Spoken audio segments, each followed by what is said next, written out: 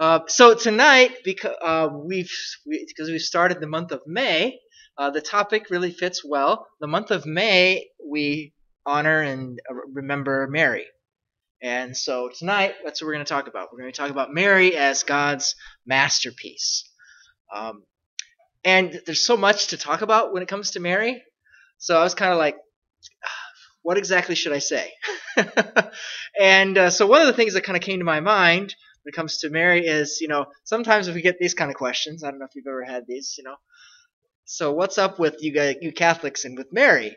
You do strange things, like you pray in front of statues and you put like a crown of flowers on Mary's statue. I don't know if you noticed that in the church up in the front, the school kids did that on May 1st.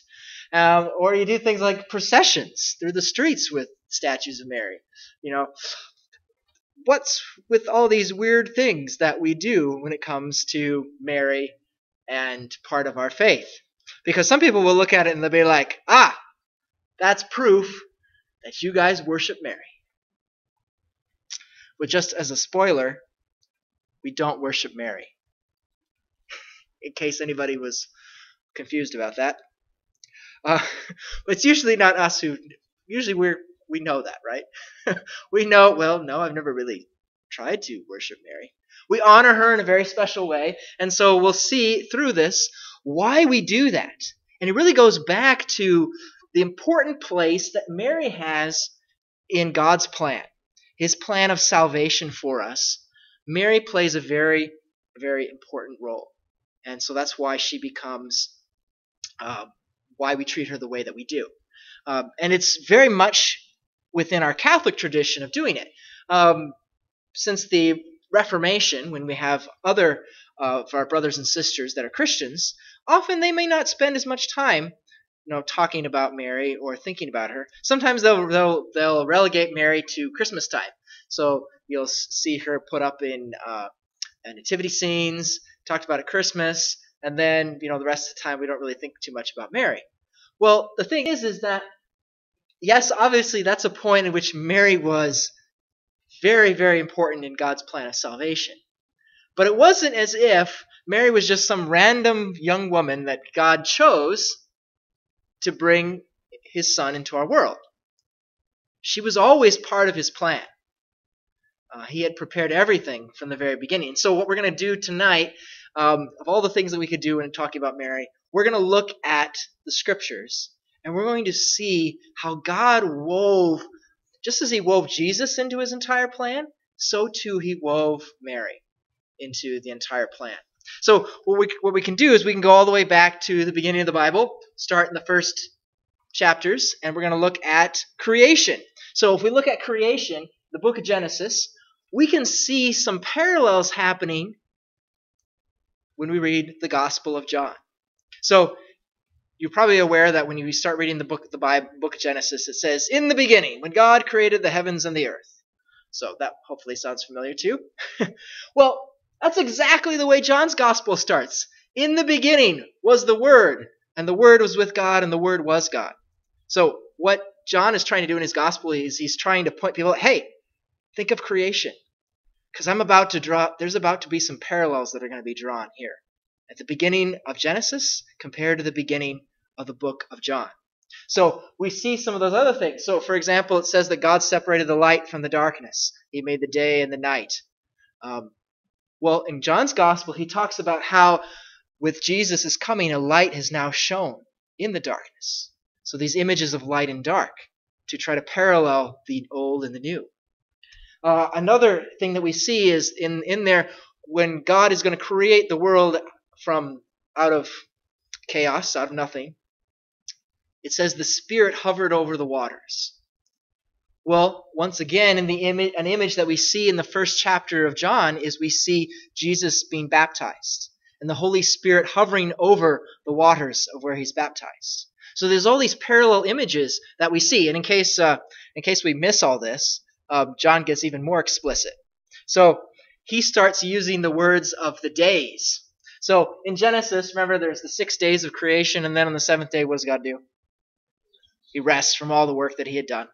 Not because he was tired, but because he knows that we get tired and we need to take a rest. So it's an example for us. So the 6 days of creation, well, that's John. When he starts in the beginning. So that is the first day. It's the very first day. And then you read a little bit longer in the passage, and it says the next day. So day 2. Then some things happen. And then a little bit longer in the passage, once again we see in John's Gospel, the next day. So now we got to day 3. And so then we read a little bit further, and then we find the next day. So John is leading us through kind of these days of creation to try to paint a picture for us as to what God created in the beginning was meant to be a sign for what's happening now when it comes to Jesus' coming. So then, so we got day 5 and 6 here, but then what we read in John is that he says on the 3rd day. So he kind of skips over the 5th day, the 6th day, and he goes all the way to the 3rd day. So now he's on what day? If you're on the 4th day and now you count 3 more days, he's on the 7th day, right? So now he's on the 7th day. So we want to pay attention to things that kind of happen after creation is done in Genesis, because what immediately happens after creation is finished, it's going to be paralleled with what happens on the 3rd day, which in John's Gospel, on the 3rd day, there was a wedding feast at Cana in Galilee. So we're going to see something happening, what Jesus will do something there that's going to hearken us back to the very beginning. And this all has to do with Mary. I know we haven't talked about her yet, but all has to do with her. So what we see in Genesis is on the 6th day, God creates men and women. But on the 7th day begins their life and all the things that are going to happen, both good and bad, that will happen to Mary. So when Eve is created, she is called woman. So her name actually isn't talked about yet. She's not even called Eve yet until a little bit later. But first she's called woman. And at the wedding feast at Cana, when Mary notices the couple is, in distress because the wine is run short and, they didn't plan enough and now they're going to never hear the end of it from their friends if, they run out of wine at their wedding. And so Mary comes to Jesus and says they've run out of wine. And Jesus responds to Mary, "Woman, how does your concern affect me?" Now, if you've heard that passage before, if you're ever like, well, Jesus, that sounds a little bit rude. It's calling your mother woman. You probably wouldn't appreciate that if your children called you that. But the thing is Jesus is not being rude because obviously Jesus is God and he can't sin, so he can't be being rude to his mother. So what he's doing is he's drawing this parallel that Mary is this new woman compared to the first woman. So just as we set everything up in Genesis, it's creation, right? Creation a second time in a sense. What went wrong in the first creation, we'll see God is going to right in this kind of new place. So what occurs here is that Eve, the first woman, she kind of prompts Adam, the first man, to the first evil act, turning against God and sinning. But in the case of here at the beginning of John, a new woman, a new Eve, she prompts a new Adam to his very first good and glorious act. His very first miracle of changing water into wine is on her prompting. So we begin to see the parallel here is that what happened at the very beginning was supposed to be a sign, a symbol of things to come. And that's what we're going to kind of investigate, because the Bible itself says that these things are in there. It's not just there for us to like, oh, that's kind of interesting. What a coincidence. Well, no. God wrote this, and he didn't just put in coincidences. He has a plan. So we see the Bible specifically say to look for these type of things. And so this is what we see. St. Paul draws this parallel between Adam and Jesus. So he says, the first man, Adam, became a life-living being. The last Adam, a life-giving spirit.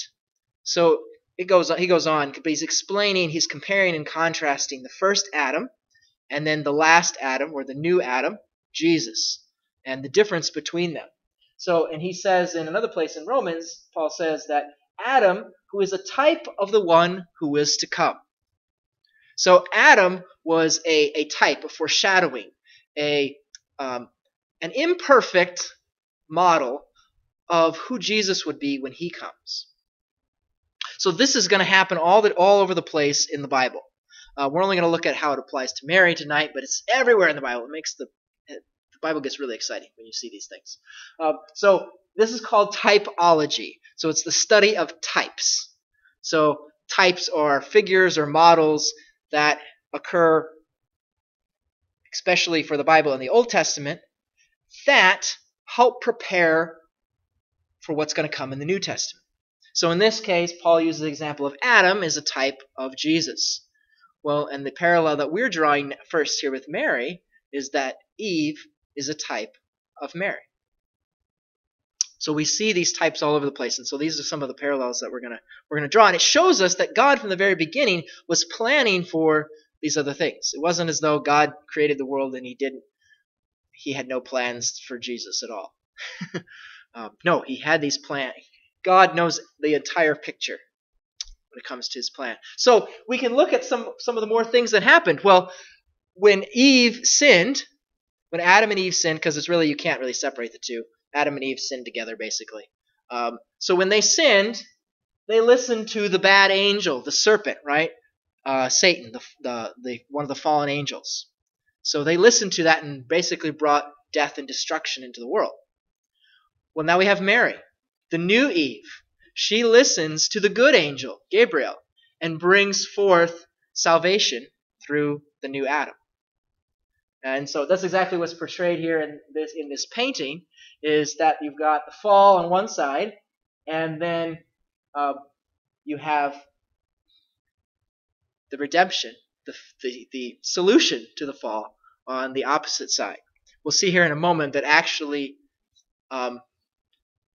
in the Bible itself, if it not only to even make it even clear, there's even a prophecy that God inserts in here saying that this is what's going to happen. So when we look at the Bible and we see these things, it just like God just put all these clues everywhere. Sometimes we don't read it in that way. So one of the things I wanted to point out is that interesting in church tradition. I mean, the early church fathers, people in the church have known these things. I mean, they've brought it into their artwork as well as into their music. And so there was an example of some of the artwork in which this parallel is drawn. So I wanted to give an example of some of the sacred music. This is a hymn from the 9th century, and it's a hymn called the Ave Maris Stella, which means Hail Star of the Sea. So that's a title for Mary. So this is a Marian hymn. In the second verse, starting with the number 2 there, I've got the English translation next to it in case you don't know Latin. It says, receiving that Ave from the mouth of Gabriel. So Ave Maria, have you heard that before? That means Hail Mary. So Ave Maria, that's Gabriel's greeting. From the mouth of Gabriel, establish us in peace, transforming the name of Ava. So Ava is referring to Eve. So do you see how Ave transforms Ava? So they're playing on the Latin language to show that, Mary helps reverse with her yes to God what Eve had done with Adam. So it's one of those beautiful little bits and pieces that you find within the tradition. So just to give you a little bit of flavor for what this is, just the second verse. Su menzilur ave Gabrieli sore funda nos in pace motans eve nomen. So one of my favorite hymns, Marian hymns. So I mentioned a few moments ago that God even puts into Genesis itself a prophecy of what's going to happen. And so at the top there, this is the first prophecy. I will put enmity between you and the woman, and between your offspring and hers. They will strike at your head while you strike at their heel. So this is part of the curse that he gives to the serpent, to Satan, that God gives. And so I will put enmity between you and the woman. You'll be enemies. You will not get along with one another. You'll be opposed, exact opposites of each other. And between your offspring and hers, so he's referring to an offspring and specifically first a son in the language there. They will strike at your head while you strike at their heel. So actually a better translation, it's not the best of English translations, but it's he will strike at your head while you strike at his heel. So it's referring to Satan. It's going to strike the son of a woman. The son will be injured. The heel will be hurt, but it's not a complete destructive wound. But that's the kind of strike that the son will give back to Satan. You'll strike his head. He'll crush his head. So this window right over here, actually, that's at St. John the Baptist in Petersburg. It's one of their windows. And they actually have it portrayed where, God, even though he's expelling them from the garden, you can see in the clouds up there a prefigurement of the woman to come and the one who will have the offspring that will defeat the enemy. So that's exactly what we see at the very end of the Bible. So this is the very beginning, Genesis. At the very end of the Bible in Revelation, we see this conflict between the ancient serpent. In this case, it's referred to as a dragon as well. So that might give us a little bit clue of why maybe Adam and Eve were intimidated by a serpent in the garden. It may have been much more dragon-like of a serpent. So the dragon became angry with the woman and went off to wage war against the rest of her offspring. Well, right before this passage, it says that the woman has a child that will rule the world, and that the dragon tries to consume the child, but the child is actually snatched away from him, and as well as the woman. So there's images of the woman is Mary and the child is Jesus. Jesus is the one who's going to defeat the ancient serpent.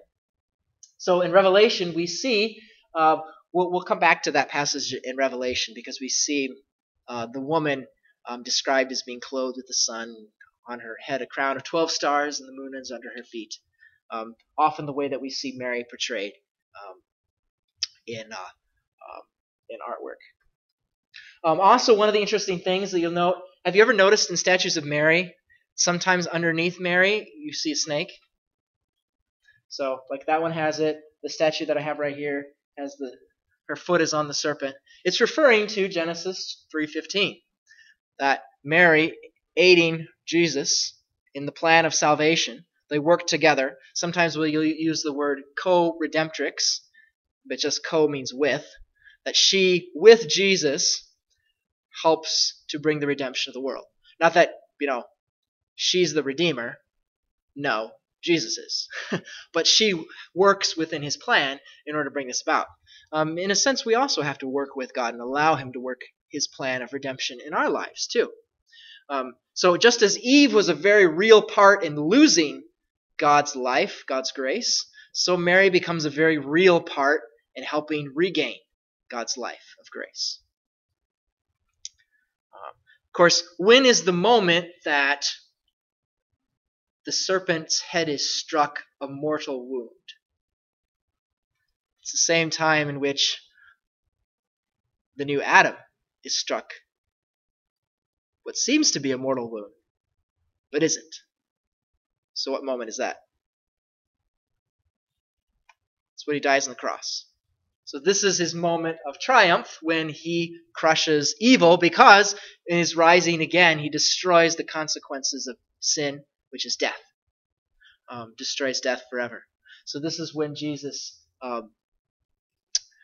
triumphs. But once again, at this very moment, he, in the scriptures, draws us back to this same image of that he is the new Adam and his mother is the new Eve, because while he's on the cross, we hear him say something to her. He says to her, when Jesus saw his mother and a disciple there whom he loved, so St. John, that's the one who's portrayed next to her, he said to his mother, "Woman, behold your son." So once again, he calls her woman because she is fulfilling her role in the plan of salvation to undo what the first woman did. And then he said to his disciple, "Behold your mother." So there's going to be an aspect of, she becomes a mother for us. We'll look at that here in a second. But in Genesis, the man gave his wife the name Eve because she was the mother of all the living. So Eve was supposed to be the mother of all the living because she's the first mother. So all human beings coming after her come from her. So she's the mother of all the living. But Jesus has now made Mary the mother. So the parallel that we see here is in all aspects. So Mary becomes a mother in a way that Eve failed to be a mother. These are some. So you've seen the statues or paintings that have Mary holding Jesus after he died. We've got one upstairs. I mean, there's a lot of different versions. It's called a Pieta. So Mary holding Jesus after he died. This painting on the side of it, this is called The First Morning. It was painted by an artist named Bouguereau. And what is in there, the first morning is the first death entered the world was the death of Adam and Eve's son Abel after Cain murdered him, right? So this is the first time evil came in, and so we have Adam who's, holding his wife Eve, and they are mourning the death of their son. But you notice how the artist has paralleled that with the traditional way in which the Pieta is painted, with Mary holding her son. There's another aspect so he's drawing the parallels between those two stories, that Mary would be, Jesus is the new Adam and Mary the new Eve. Another thing the artist will do, if you notice Adam's hand that he has, looks like this, with two of the fingers together. Well, that's an M. Represents Mary. So, in case somebody didn't know that, he's trying to, it's like, this is supposed to represent Mary. No. So you'll see that in various places in art. If you see their hand looking like that, that's a Marian symbol that's used in art sometimes. So, especially in the Middle Ages, they like to draw out a lot of these parallels. This is what do we call it? Illuminated manuscript from the 15th century, and this is paralleling Mary as well as Eve in this. So we have, Adam and Eve. There's the serpent there on the tree. You got the tree of the knowledge of good and evil, and you got the fruits there on the tree of knowledge of good and evil. And now she's followed the bad angel. You can kind of see the scary looking Satan there. She's followed that, and now she's feeding the fruits of her choice, sin and temptation, to her children. So all of us after her, right? That's what she has to offer as our mother. That's all she has to offer. But we have Mary, who, because of listening to the good angel and bringing her son into the world, who died upon the cross, the tree of life, we now can receive the fruits from that tree of the cross, which we receive at Mass, the Eucharist. So that's the white circles that are on that tree there. That's the Eucharist.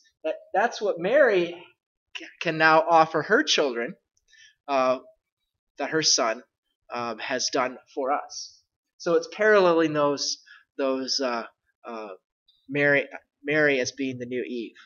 So I find this really interesting parallels. So if we kind of summarize some of the things we've been looking at, so Mary and so Eve is the associate or partner with Adam, the first man.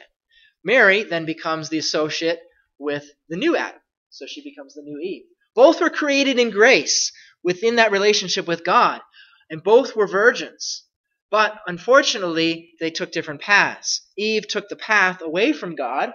She became the ally of the evil one, the serpent, And because of that, she listened to the fallen angel and was supposed to be the mother of all the living, but really brought sin and death into our lives. Whereas Mary, in being able to, God using through Mary, being able to bring our redemption, she has enmity with the serpent. She's completely at enmity with him. There is no evil or sin whatsoever within her.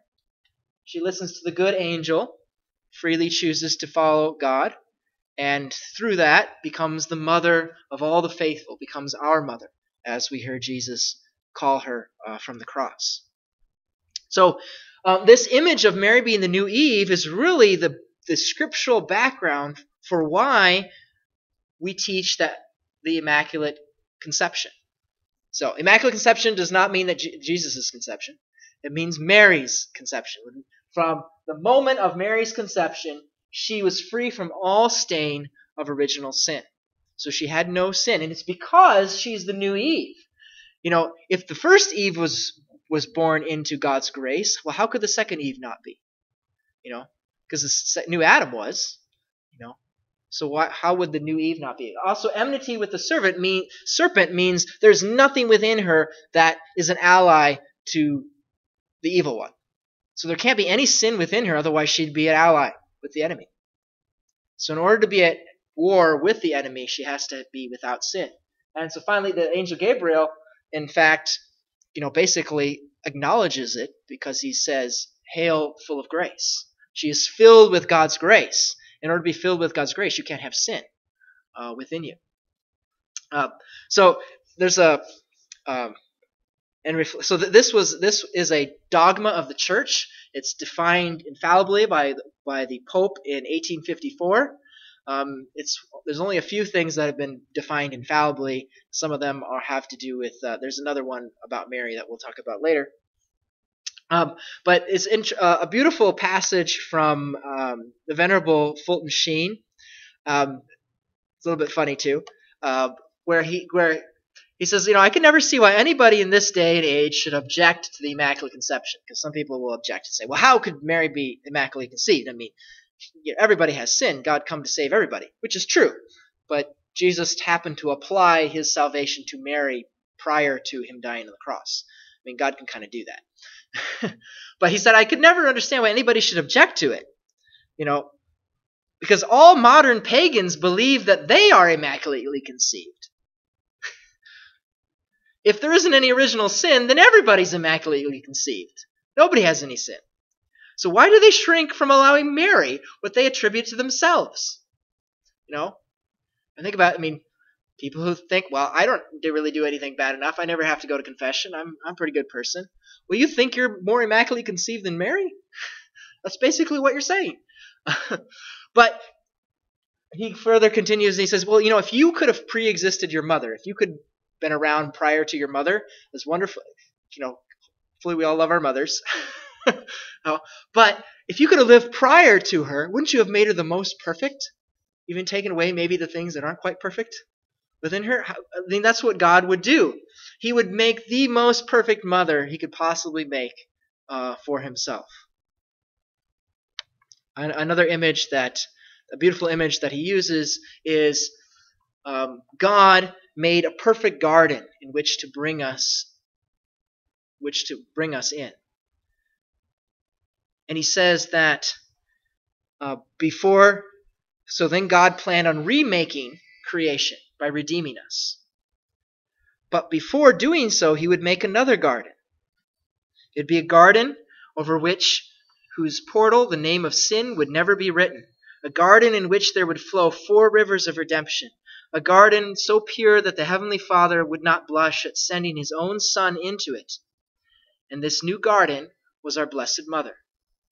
So if he placed Adam and Eve into this perfect paradise, how would he not place his own Son into a perfect paradise, into his Blessed Mother? So that's the first major image from the scripture. That was all like right there in the first chapters of Genesis. Man, if we're going to get through the whole Bible, we got to pick up the pace a little bit. So we'll quickly go through some figures of Mary. So there's some, specifically women that we find in the scriptures that God uses to foreshadow something about who Mary is going to be. And so there's some beautiful parallels that we can find here. One of the women within the scriptures that we find is Sarah. Sarah is the wife of Abraham. Abraham is one of the most important individuals within the Jewish faith. He was seen as their father of faith.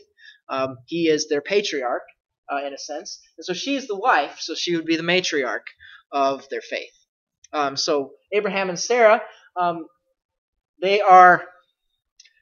they struggle to have a son. They're in old age and they can't have a son, but God promises that they're going to have a son. And of course, they're not perfect, so there's some issues as to how are we going to get a son. But eventually God is going to give them their son Isaac. Sarah, at first, she kind of doubts and laughs at the messengers, saying, there's no way. I'm really old. There's no way I'm going to have a son. But in a sense, she does repent from that, and she has much greater faith. So just as Abraham is a model of faith, in the scriptures, it portrays Sarah as a model of faith. Sarah herself received power to conceive when she was past the age, since she considered him faithful who had promised.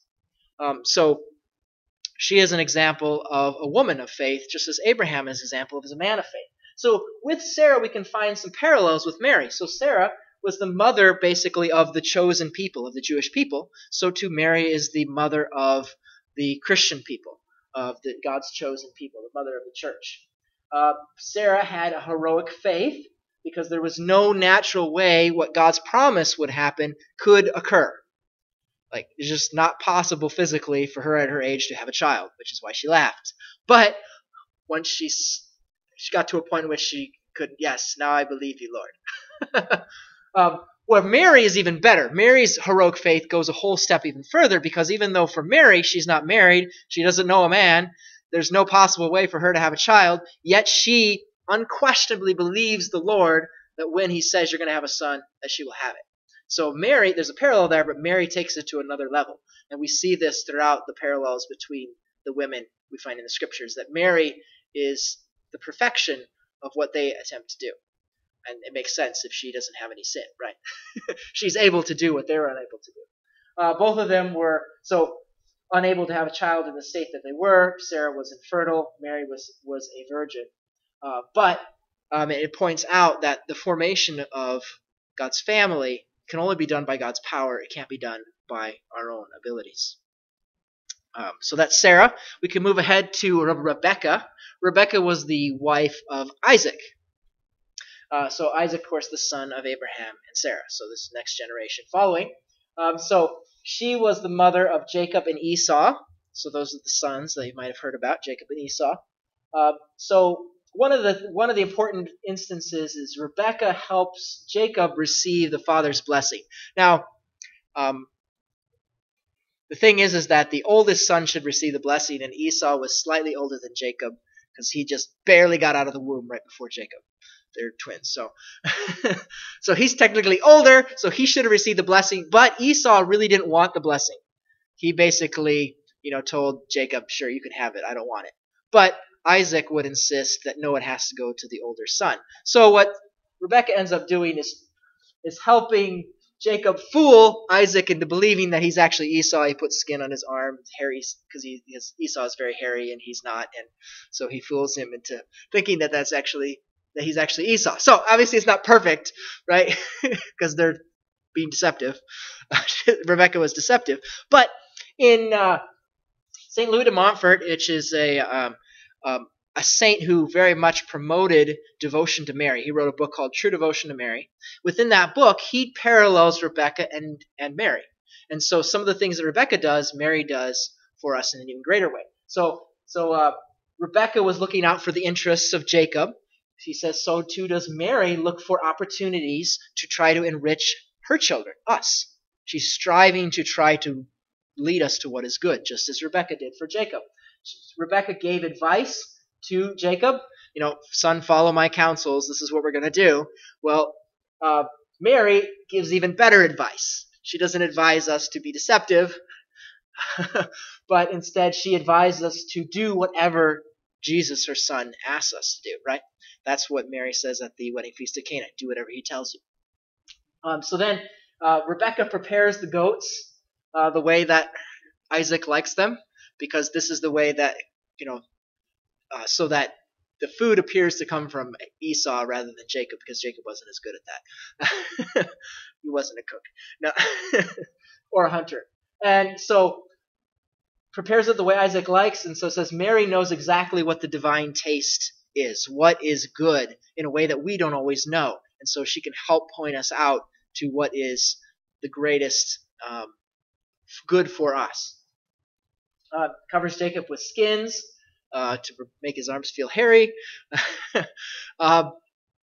Mary helps to cleanse us and prepare us, clothe us in such a way as to be presented to her son.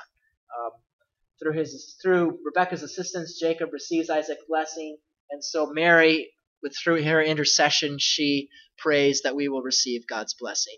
She helps, just as she did for the couple at the wedding feast of Cana, receiving Christ's blessing by the transforming of water and wine. All right, so that was Rebecca. Then we move to Hannah, or skipping a few books of the Bible now. We finally got out of Genesis. No, up to that point we were still in Genesis. Hannah was the wife of Elkanah, which they were Jewish, a Jewish couple, but she was also barren, and so she was praying at one of the shrines at the city called Shiloh, so that she would receive a son. And she promised to God that if she would receive a son, then her son would be dedicated to God. And while she was there, the high priest Eli, saw her, and he tried to stop her from praying because he thought she was inebriated. And so, but she's like, no, I haven't been drinking. I'm just really upset because I want a son, and I'm just praying to God. And so Eli sees her faith and says, may God grant what you seek. You'll receive a son. And so she does receive a son from God, and her son is Samuel. So we can see some parallels here in this story with Mary. So Hannah cannot have a child without God's assistance. So too, that's the same way with Mary. She cannot have a child without God's assistance of where she's at. Hannah is told by Eli that she'll have a son. God's representative is the high priest. So too is Mary told by the angel Gabriel that she is going to have a son. God's representative. And the response that these two women have are remarkably similar to one another. They have canticles where they pray and sing to the Lord for the promise that has been given to them. And so here's the canticle. So Mary's canticle is often called the Magnificat, which means my soul magnifies the Lord, or proclaims the greatness of the Lord. So here's the parallel. So it begins, Hannah's begins, my heart exalts in the Lord, my horn is exalted in my God.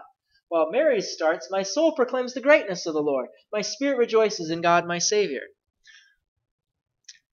They look a little bit similar. If we keep going throughout the whole thing, we will see that there's so many parallels. Like, the bows of the mighty are broken, while the tottering gird on strength. He has cast down the mighty from their thrones, and has lifted up the lowly. The well-fed hire themselves out for bread, while the hungry batten on spoil. He has filled the hungry with good things, and the rich he has sent away empty. So there's these parallels between their canticles. So, and the themes are the same that come through, that their being shows forth God's glory because he has bestowed a blessing upon them. That God is holy. He's done great things for me personally. He shows that he's all-powerful through his acts. He judges those that are proud of themselves. The rich and the powerful that rely upon themselves, God allows them to fall, because that's basically what happens to us when we rely just on ourselves. That's just an automatic thing. The poor, the hungry, those who cry out to God, those are the ones that he cares for because they're seeking him out. But God ultimately is faithful to his covenant, his promises, that he will help his chosen people. So those are all themes that both of these women express. So once again, Hannah becomes this type of Mary to come. But the parallels continue with Hannah, because her story isn't done. She receives a son then, Samuel, and she promised to dedicate Samuel to God, so she brings Samuel to the temple to dedicate him to God, and Samuel then takes a vow, the Nazirite vow, in which he becomes a lifelong. He becomes basically an adopted son of Eli, and he lives at the temple, and he basically he begins to act as a priest. He wears some of the priestly clothing, and of course he Eli was on the or Eli was of the priestly tribe, and Samuel was not of the priestly tribe. He was of a different tribe, which actually couldn't be priests. But the problem is that Eli's sons were pretty corrupt, and so they weren't very good priests. And so Samuel basically took over the role, and he became kind of a priest/prophet figure, which so Samuel will become very important. Like, for example, Samuel, when he's older, he anoints the kings, the first kings of Israel. So here's some parallels. Hannah dedicates Samuel to God. Well, so does Mary and Joseph. Remember, after Jesus is born, they bring and they dedicate Jesus in the temple, the presentation of the temple. Growing up, Samuel acts like a priest in the temple. Well, Jesus does that too. When he's 12 years old, he goes in the temple and he begins acting as one of the teachers there in the temple. So there's the parallel. Samuel is really a new kind of priest. One that's not. He takes the place of the corrupt priests, even though he's not of the priestly line. Well, it's the same thing with Jesus. Jesus is also a new kind of priest. He takes the place of the priests and the sacrifices that were offered in the Old Testament, and he himself takes that place, because Jesus himself wasn't a Levite either.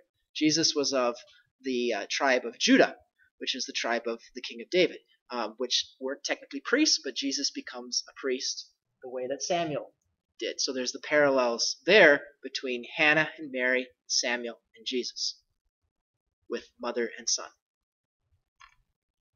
So we jump way ahead and we go to Judith. Judith there's one story in the book of Judith where Judith, she is a widow, and at this time the Assyrians are attacking Israel, and they're in danger of totally destroying everything. And Holofernes is the general, and he besieges one of their supply cities to try to cut off the water.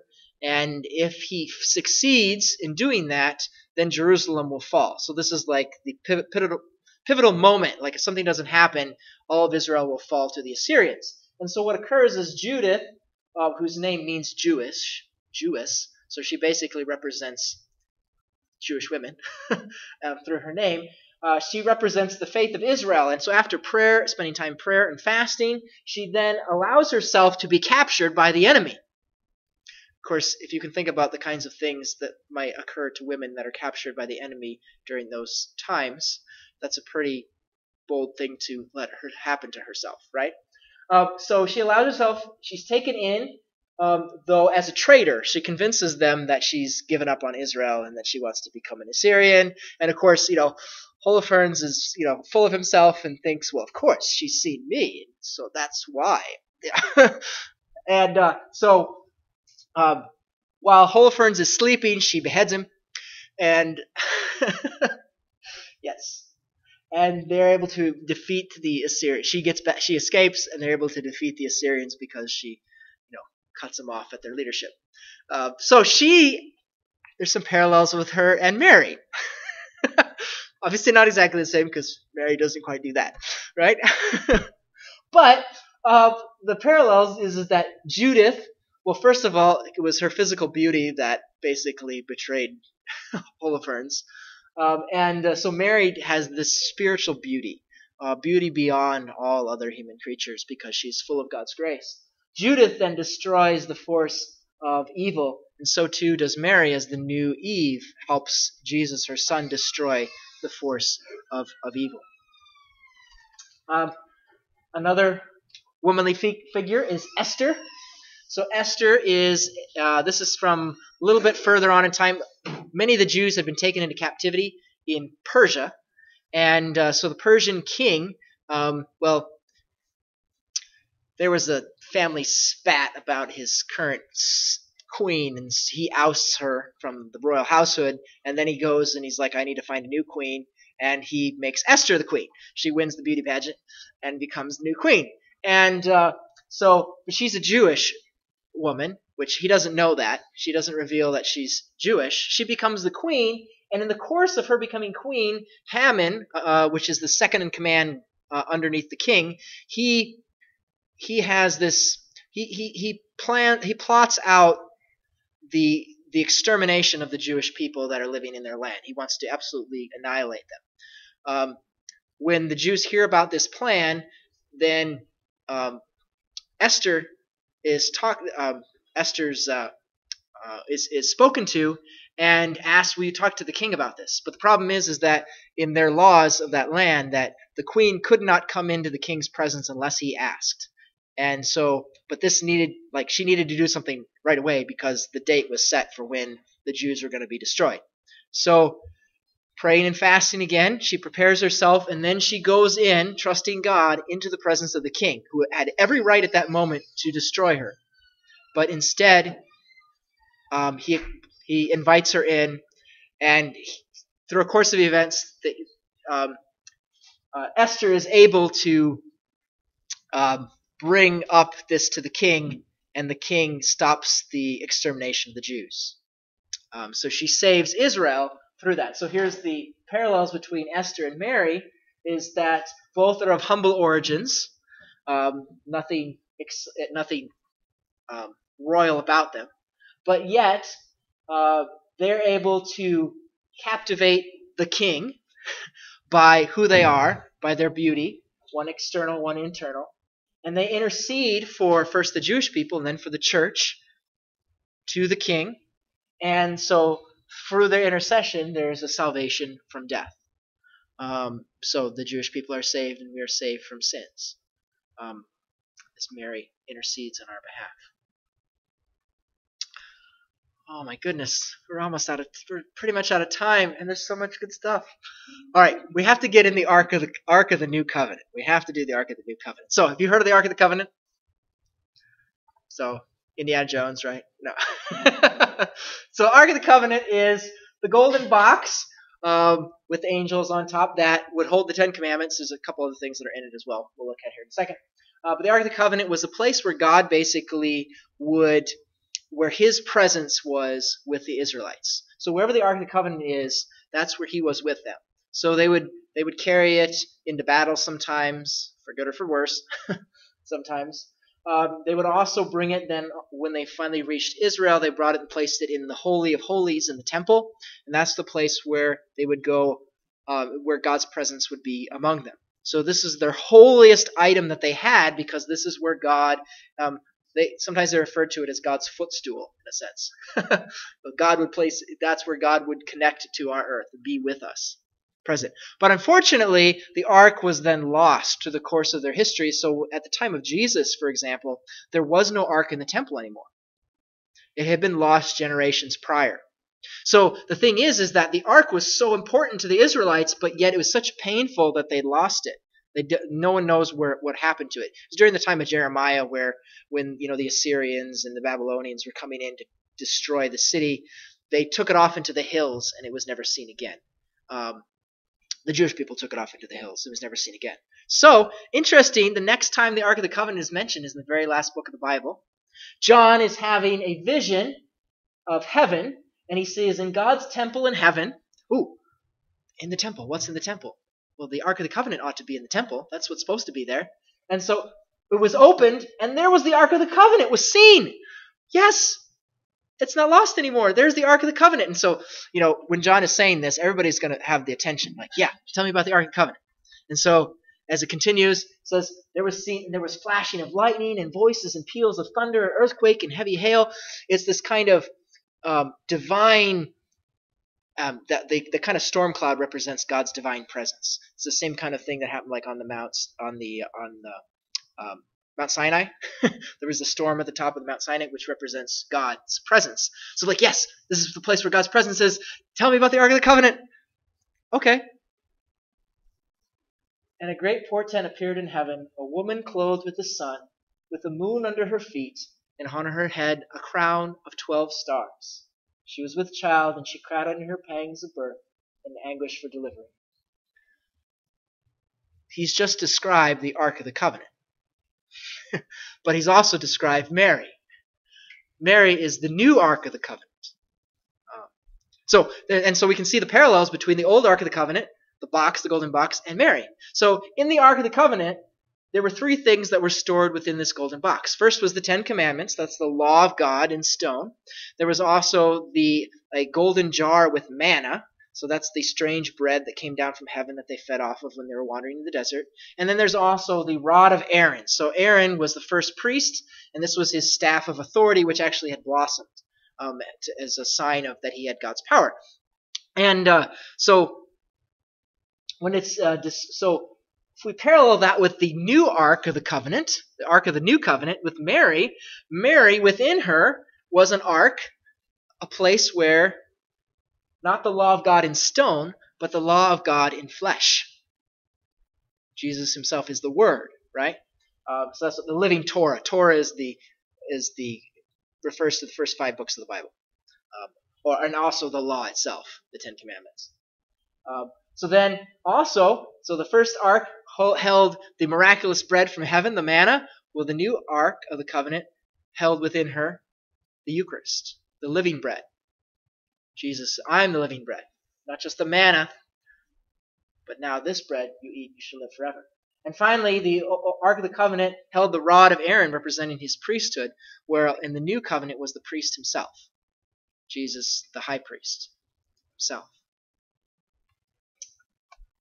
So we can see these parallels between the Ark of the Covenant and the new Ark. So the Ark of the Covenant was where God would dwell with the people. Now this is where God made his dwelling, within the womb of Mary. This is where Jesus was first placed. There's a place in the when the Ark of the Covenant is brought to Jerusalem to be placed in the temple, there's a whole celebration that God has finally arrived. And so they process with the Ark of the Covenant up to the temple. Well, same thing happens after Mary. After Jesus is within Mary, she processes the first Eucharistic procession. We talked about that last time, about Eucharistic processions and Eucharistic adoration and all that. Well, this is the very first Eucharistic procession, is Mary's journey to Elizabeth, bringing Jesus, the living bread, there. Interesting thing is that when the Ark of the Covenant is brought to the temple, as they come forward, David dances for joy on the arrival. Well, what happens when Mary and Jesus within her comes into the presence of Elizabeth? John the Baptist within her womb leaps and dances for joy. So there's those parallels there. Also, there's a reverence for the old Ark of the Covenant. They were not allowed to unless you were given the command to carry it, you were not allowed to touch it. In fact, there was a case in which somebody who wasn't a priest, he tries to even steady the ark from falling, and he's killed because he touches this holy item of God. So the same thing, that's why we give reverence to Mary, because she has been made holy by the presence of that which is in her. Same thing, the Ark of the Covenant itself was a golden box. In and of itself, it's only as valuable as what it's made of. But because God's presence was there, that's what made it so sacred. Same thing with Mary. It's because of Jesus' presence, of making her who she is why we reverence her the way that we do. And so we see these things portrayed in art, for example. So this is a tabernacle in a church in Chicago. So it has the monstrance. We talked about monstrances last time with the window where Jesus is exposed. This monstrance they have above the altar looks like Mary, and there's Jesus right there in the middle. And then you have the golden angels, the golden box. It's supposed to be portraying through art that Mary is the new covenant. She's the one holding the presence of God with us now. Also, this Mary being the Ark of the New Covenant is really the biblical basis for why we believe in Mary's assumption, that Mary was assumed into heaven. Because as the temple was brought in procession, as the Ark of the Covenant was brought in procession to the temple to dwell there, so too, in all of its holiness, so too Mary is brought into the eternal temple in heaven. So that's the assumption of Mary, that completing her course of earthly life was assumed body and soul into heaven. Unfortunately, we don't have any time to go through the Queen Mother. because we're all out of time. There's another. So this will be a reason why we call Mary Queen. Queens were very important roles in the Old Testament, and so Mary, in a sense, follows those roles. So I'll have to skip over that. So why we believe that Mary is crowned Queen of Heaven and Earth. That's one of the mysteries of the Rosary that we have. I thought I'd bring up one of our saints, patron saint, St. Bonaventure. He says about Mary that the divine motherhood is so great that nothing could exceed it. God could make a greater world, a greater heaven, but he could not exalt a creature more than by making her his mother. It's how extraordinary what Jesus has done by making one of a human being his own mother. God has a human mother. So this should help us understand why we have things like the Rosary.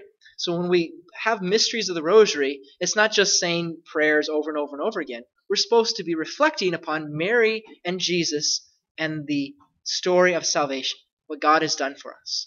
And we'll see that there's such a way in which God incorporates Mary into the story of our salvation.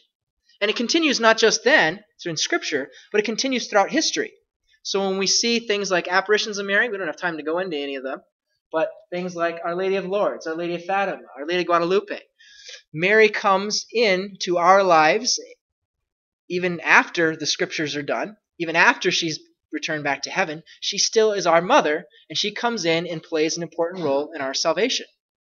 Of course, it doesn't have to be miraculous like that. It can be the ordinary kind of life, just like it was in Nazareth, when she helped Jesus grow. There she is. I like that painting because she's comforting Jesus after he injures his hand. So maybe a foreshadowing of the nails of the cross being injured there in Joseph's workshop. So Mary too will come into our normal everyday lives, and so we want to turn toward her. Turn to her for her intercession. I won't read this, but just to finish up with one thing I want to point out. So this statue that I have right here has a certain meaning. This statue was actually purchased by my grandfather, who died earlier this year. He's in his 90s. He bought that statue as the first gift that he gave to my grandma after they were married. That was his first gift to them while they were on their honeymoon, and that was the first gift that he gave. And so my grandma recently passed it on to me. And because seen in their life the importance that Mary had for, they knew that they had a mother that they could always turn to through the course of their 90 plus years of marriage that they had. And so too, we have a mother that wants to be a part of your families. And so you can turn to her, turn to Joseph, turn to the Holy Family for their intercession, for their assistance. There's so much more that we could reflect upon with that, but since I've already kept you a little bit past, we'll have to end for this evening. And so I've enjoyed teaching you again this year, and I look forward to next year.